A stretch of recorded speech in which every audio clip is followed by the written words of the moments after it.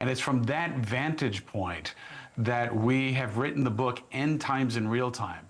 And what I realized is the primary people that we intersect with, that we interface with, even with our home group, are leaders in Washington, D.C., who've become convinced that we're living in the end times, not because of what they read in the Bible, but because of the serious challenges that our nation and world face.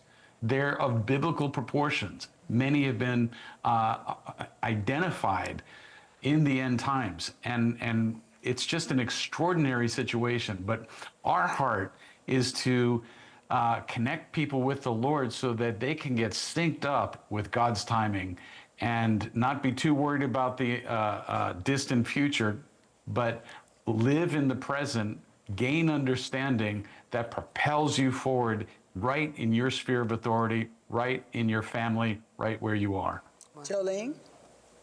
Yeah, basically, I had been praying about where we were in the book of Revelation. I've studied it for a long, long time. And I was just questioning God about there's so much going on in the world today.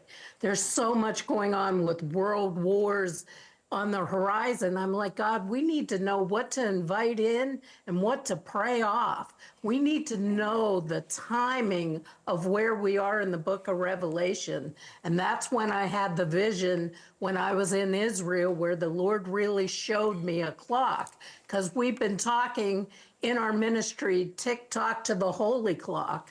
Let's get on God's holy clock and God's holy timing. Yeah. And that's what I was praying into when I actually had the vision. Let me Jolene ask had this this. vision. Oh, sorry, go ahead. Well, I'm just thinking about Scott Turner, who is over HUD, the Secretary of HUD. They're in the White House administration. We don't make our conversations so much political, more spiritual.